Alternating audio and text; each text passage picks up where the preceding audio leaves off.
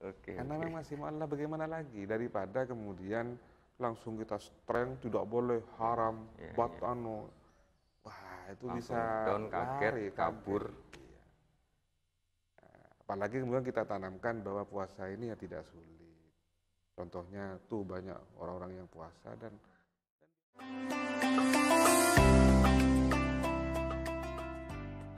Assalamualaikum warahmatullahi wabarakatuh.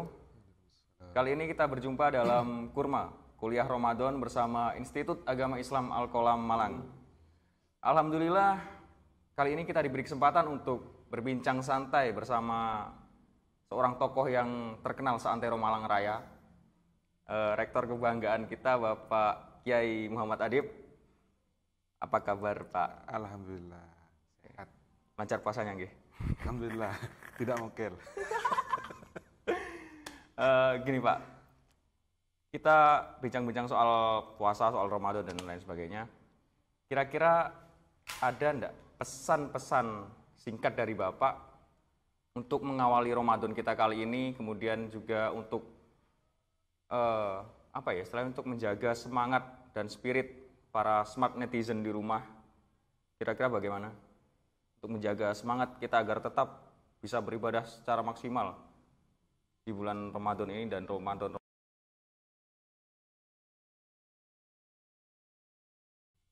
Sebetulnya spirit itu sudah ada itu sebuah ungkapan yang sangat syarat makna. Kalau itu kita pahami, itu menjadi motivasi besar bagi kita untuk berpuasa dan beraktivitas pada bulan puasa. Jadi, kalau di Indonesia kan selamat datang, Oh iya. selamat datang. Kalau Inggrisnya apa itu, Pak? Wah, welcome. Welcome, Welcome. welcome. Jadi intinya kita harus menanamkan welcome Ramadan ke dalam hati gitu, Pak. Iya, jadi welcome itu harus muncul dari dalam hati, bahwa selamat datang itu memang sebuah ekspresi batin kita Hmm. yang meliputi satu rasa gembira, Hmm. yang kedua rasa syukur, dan dua ini efek spiritualnya, efek efeknya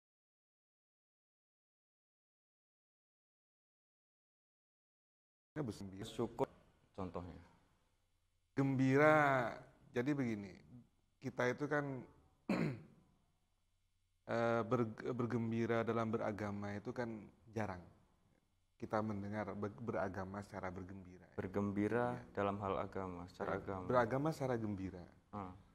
Kita menghadapi ibadah, jadwal ibadah tertentu, atau menghadapi momen ibadah tertentu itu dengan rasa gembira, riang gembira, optimis, penuh optimis bahwa ini karunia itu kan yang tidak banyak hal yang bisa kita dapat dan kita perbuat di momen ini, dan itu ada perasaan senang, kita senang karena ada rasa syukur di situ. Alhamdulillah kita hadir di sini di bulan puasa. Belum tahun depan kita masih bisa menikmati suasana seperti ini, dan alhamdulillah sekarang kita menikmati, dan belum tentu semua orang di sekitar kita di santero jagat yang menikmati hal yang sama dengan kita yang kita lakukan sekarang, dan sekarang kita hadir di sini. Jadi rasa gembira dan rasa syukur itu tidak bisa dipisahkan, karena rasa gembira itu muncul karena rasa syukur muncul karena rasa gembira. Saya suka dengan ungkapan yang satu ini. Gimana itu? Gembira muncul karena syukur dan syukur muncul karena gembira. Iya. Benar. Iya. Saya. Sama dengan ketika kita menikah itu, Hmm? semua momen yang penuh kegembiraan kan, selamat datang selamat tinggal masa lajang ya. Selamat tinggal masa lajang. Selamat datang masa apa itu, Pak, berarti? Nggak tahu masa peralihan ini.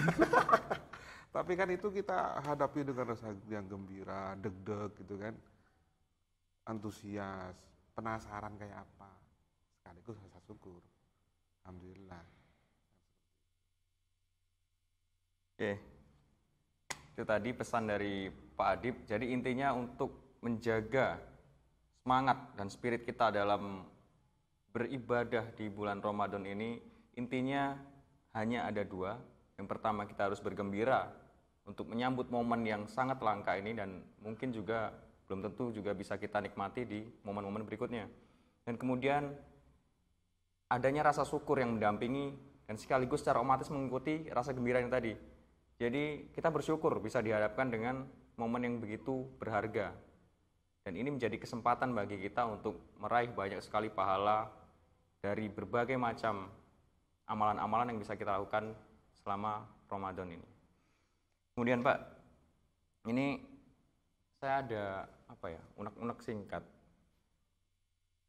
Saya bayangkan gini, kalau misalnya ada seorang mu'alaf yang baru memeluk Islam di awal Ramadan atau di pertengahan Ramadan, itu kan secara otomatis mau tidak mau dia juga harus menjalankan kewajiban seorang Islam, menjalankan rukun Islam. Salah satunya adalah berpuasa. Padahal mungkin selama menjadi seorang non-muslim belum tentu dia pernah menjalankan ibadah yang serupa. Nah, itu gimana caranya kira-kira untuk menjaga istilahnya, menjaga niatnya agar ikut bersuka cita menyambut datangnya bulan Ramadan, menyambut ibadah berpuasa, walaupun itu baru bagi mereka yang memeluk agama di tengah-tengah bulan Ramadan ini. Iya, pada dasarnya kan sebetulnya pertama ya, ibadah puasa itu kan bukan hanya diperkenalkan oleh Islam, tapi sejak agama-agama yang sebelumnya itu sudah ada yang namanya ibadah puasa. Terbukti misalnya ibadah puasa hari Asyura itu terkenal bahkan sejak agama sebelum Islam itu kan. Nah, juga secara kultural itu apa ya istilahnya ya? Budaya. Biasaan. Jadi model puasa itu kan juga bukan sesuatu yang asing. Dalam budaya Jawa itu ada topo, macam-macam. Dan itu yang pertama. Jadi puasa itu bukan sesuatu yang asing sebetulnya. Jadi meskipun mu'alaf, dalam tradisi agama tertentu itu ada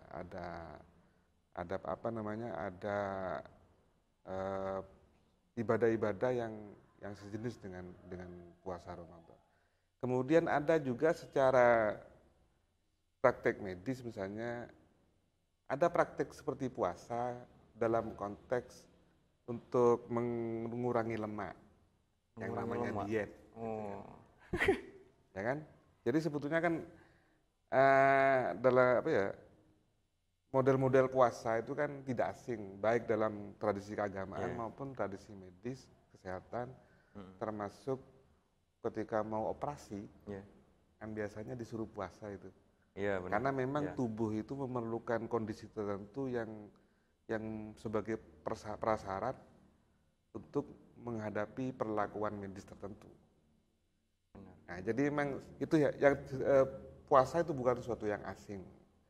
Sehingga sekalipun mu'alaf, kalau kita beri makna seperti itu, maka sebetulnya dia sedang tidak sedang tidak merasa ini sebuah beban, tapi sesuatu yang sangat menguntungkan bagi dirinya, baik selaku pemeluk beragama tertentu, terutama Islam, maupun selaku pemilik tubuh yang punya hak-hak tertentu,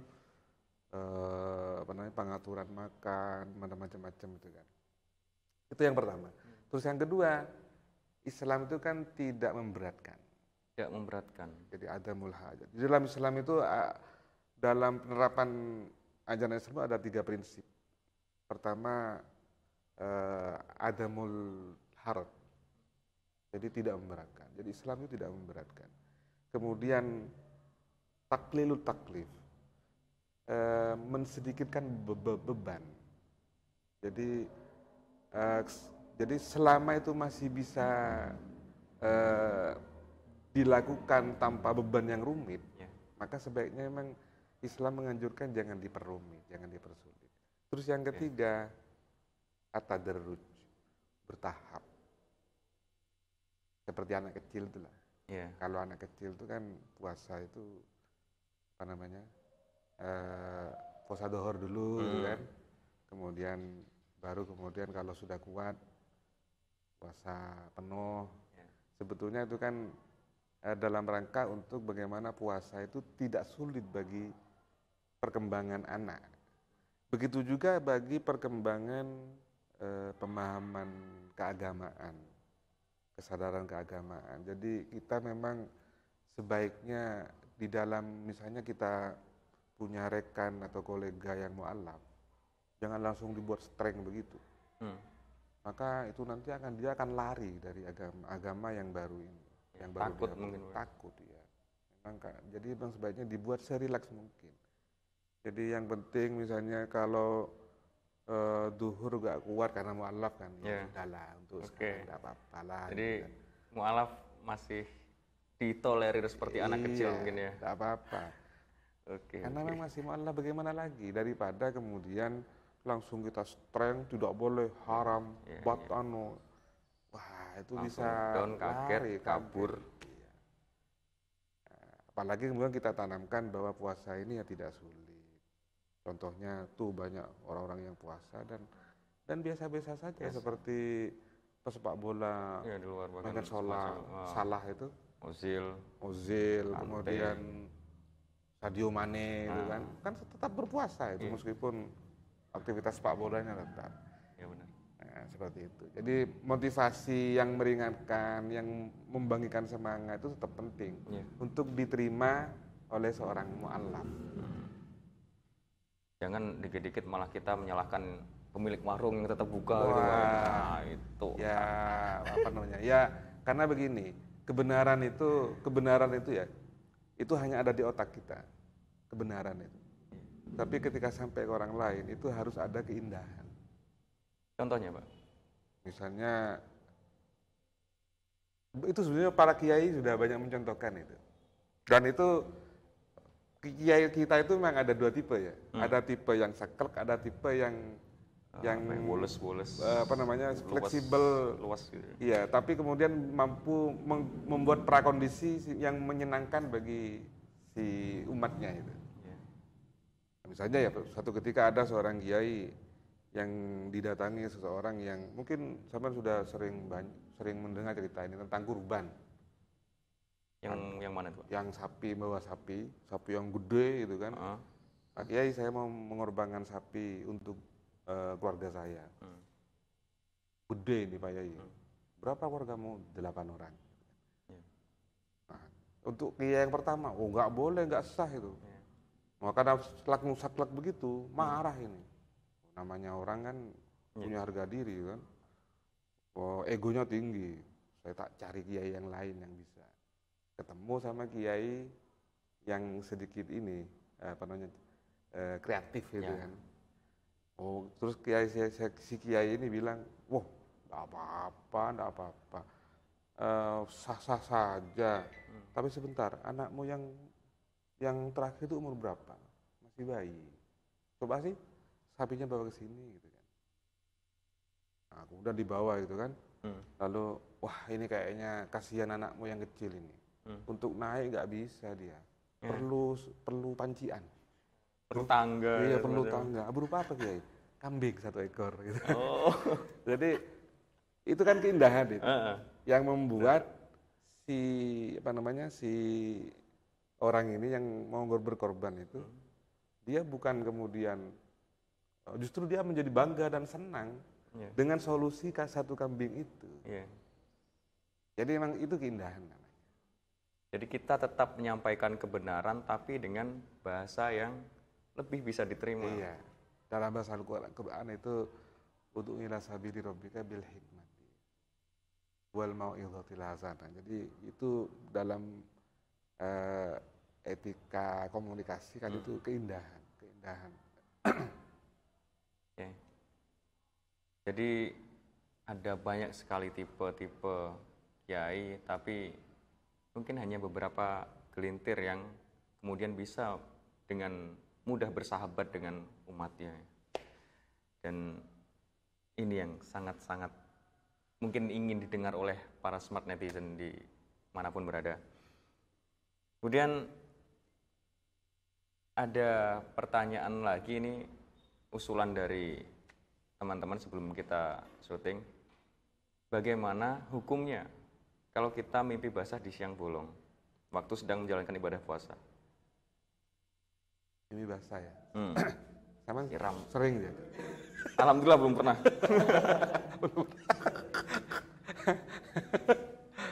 Iya, iya. Jadi sebetulnya kan mimpi itu bukan sesuatu yang ini ya, yang kita sengaja. Gitu. Iya. Nah, maka mimpi itu ketika siang bolong, kan beda nih status junub atau tidak. Gitu. Iya. Nah, kalau status junub tinggal melihat dia itu seperti apa bukti fisiknya. Itu untuk status junub ya. Misalnya saya barusan merasa mimpi melakukan hubungan intim dengan seseorang. Yeah. Maka dia lihat fisiknya. Ada bukti cairannya apa enggak? Kalau tidak ada berarti dia tidak junub. Yeah. Tapi kalau dia ada sesuatu yang di situ, bisa bau, bisa warna atau macam-macam. Nah itu berarti dia status junub. Tetapi ini berbeda konteksnya dengan membatalkan puasa. Ya, karena apa? Karena mimpi itu kan bukan sesuatu yang disengaja. Itu di luar jangkauan seseorang, sama dengan orang lupa. Minum siang hari lupa itu. Minum. Saya pernah itu lupa sampai berapa gelas? Bukan hanya gelas, 1 piring. Yeah. Minum sak rokoknya. Wow, rezeki rek. Apa? Lupa apa dilupakan ini, Pak? Bahkan ada tetangga saya itu yang lupanya itu sampai berhubungan intim dengan istrinya. Itu yang lupa salah satu atau dua-duanya? Dua-duanya lupa. Baru ingat setelah selesai. Nah, ini kan rezeki luar biasa itu kan. Nah, sesuatu yang seperti itu saja tidak membatalkan puasa, apalagi sekedar mimpi gitu kan. Seperti itu. Benar. Oke. Jadi sudah terjawab ya teman-teman. Oke, ini ada lagi pertanyaan ini, Pak. Jadi kita mengkodok puasa waktu kita tidak bisa menjalankannya di bulan Ramadan. Kita lupa. Ternyata kita lupa mau mengkodok itu, kita lupa, kemudian sampai Ramadan berikutnya. Nah, ini gimana? Ya, dikodok saja enggak apa-apa. Cuman kalau sudah melebihi 1 edisi Ramadan berikutnya, itu dalam beberapa kitab fikih itu ditambahi dengan membayar mud. Dalam bentuk bisa beras, bisa uang lah, seukuran porsi makan satu kali. Satu kali. Kira-kira kalau 1 piring itu berapa ya? Ya misalnya katanya 5.000 lah untuk kelas-kelas mahasiswa itu kan. Nah, mahasiswa. Atau 10.000 lah. Lagi santri. Seukuran itu. Macam fidyah gitu. Semacam fidyah. Jadi itu diberikan kepada orang lain yang membutuhkan, anak yatim, fakir miskin. Temannya yang kelaparan butuh. Iya, yang masih telat kiriman gitu kan.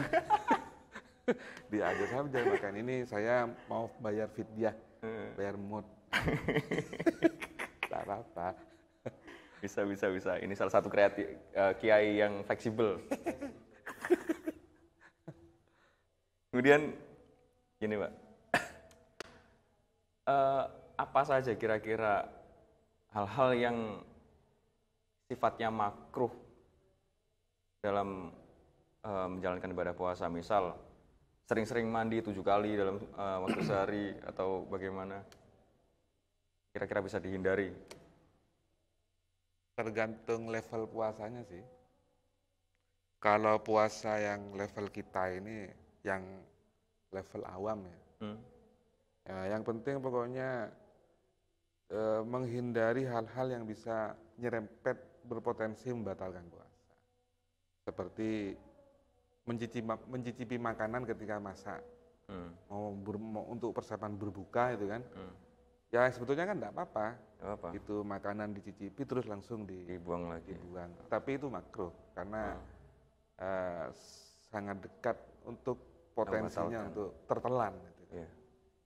Dan banyak yang contoh-contoh. Itu untuk puasa yang awam sebetulnya. Yang sekedar yang penting itu tidak makan, tidak minum, tidak berhubungan suami istri. Karena beda kemudian kalau puasa khawas yang tingkatan lebih atasnya sedikit, tingkatan middle. Ya kita sebaiknya ke sini, yaitu menghindari hal-hal yang bisa merusak puasa pada aspek zahir. Seperti misalnya menghindari rasan-rasan, menghindari mengumpat, menghindari apalagi tidur dari pagi sampai sore. Itu gimana? Kalau tidur itu Pak justru dalam perspektif yang lain, itu justru ibadah yang lain. Ibadah yang lain. Daripada kita ngerasani orang, daripada kita melihat hal-hal yang tidak senonoh melalui media, kan lebih baik kita tidur. Oke, besok saya akan tidur daripada sore. Gitu ya? Nah, maka naumus shaimi ibadatun itu seperti itu, Pak. Jadi daripada kita nggak mampu menghindar berbuat jelek, lebih baik kita tidur. Tapi ya untuk konteks mahasiswa yang masih kuliah, kita dosen yang harus ngajar, ya itu menjadi berdosa juga, Pak. Nggak jadi. Nggak jadi akhirnya. Itu tingkatan yang khawas, Pak. Ada tingkatan yang khawasul khawas, kayaknya kita ya masih jauh lah. Jadi terbesinya hati yang selain Allah, semuanya kita ikhlas dari Allah, hanya untuk Allah, diri kita itu hilang, yang ada itu hanya Allah, dan macam-macam. Jadi puasa tingkatan paling tinggi itu kita susah lah. Kita meningkat dari awam ke khawas saja itu sudah luar biasa. Sudah alhamdulillah lah itu ya. Kadang lihat anak kecil bawa es krim aja pengen. Ya memang.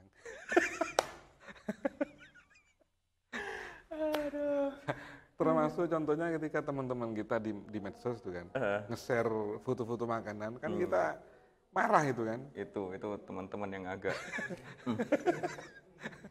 Padahal sebetulnya itu kita nggak boleh marah itu. Karena kalau kita marah, kita berarti masih terpengaruh oleh foto itu. Benar. Justru seharusnya ini ujian iman gitu kan.